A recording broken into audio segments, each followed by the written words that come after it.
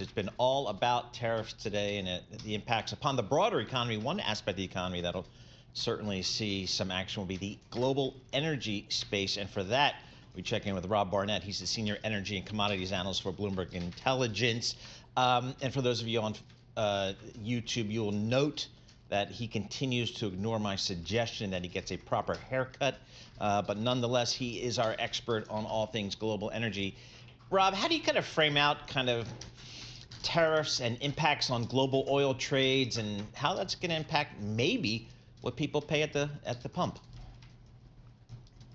Yeah, thanks, Paul. I'll consider a haircut in the future. Don't listen to him. In terms of thinking about oil, our general expectation is that if the tariffs really do go through, you're kind of thinking about maybe 30 cents a gallon on prices at the pump. So, you're going from $3.10 and change up to $3.40, assuming that consumers bear the full brunt of it. But the reality is probably there'll be a little bit of a split, right? So consumers might pay some of it. Some of the costs might be borne by the oil producers in Canada. And so when you think about Canadian crude, it already trades at a discount relative to West Texas Intermediate. It's about $16 a barrel cheaper to buy oil in Canada, and maybe this deepens that spread or widens that spread by several dollars a barrel. And that's bad news for the Canadian oil producers, whether it's Suncor, Cenovus, Imperial Oil, or on down the line. Although I'm just looking at the screen right now, and most of them are in positive territory today, which suggests maybe the market doesn't believe tariffs will ever come into force. So, Rob, I'm asking for a friend, that friend being John Tucker.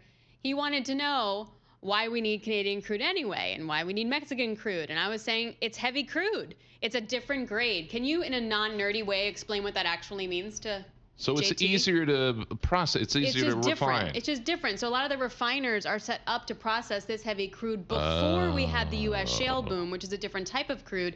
And to transfer it and to process lighter crude costs bazillions of dollars, and you don't get the product flexibility at the end of the day. It's real tough. What does Wawa use?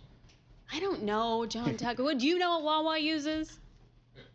Well, at the end of the day, the global oil market would be quite constrained if Canada and Mexican oil weren't available in the market. So I think the idea that you can't lose the 4-ish million barrels per day of oil that are flowing from Canada into the United States, that would be an incredible shock. And you are right that the Canadian oil is heavier, and the refineries in the U.S. have been designed to basically take that heavier oil and pair it with the lighter types of crude that are produced in the Permian and other regions in the U.S. But and so it would be difficult for that heavier crude oil from Canada to find a home in other refineries. But it's sort of a sort of esoteric question in some sense, because Canada has pipelines that come down through the U.S. They have a little bit of export capacity to the West Coast, but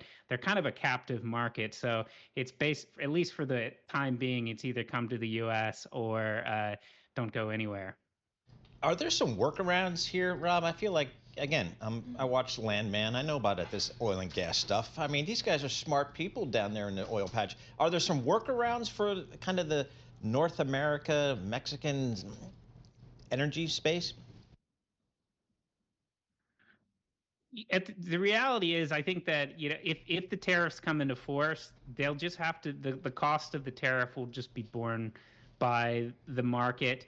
Now, some of that oil that comes through the U.S. isn't even consumed in America, and then goes abroad. So perhaps some of the global oil consumers bear some of that cost, and perhaps you see some shifting around where you try to take oil into the U.S. from regions that don't have tariffs, and you take the Canadian oil and move it elsewhere.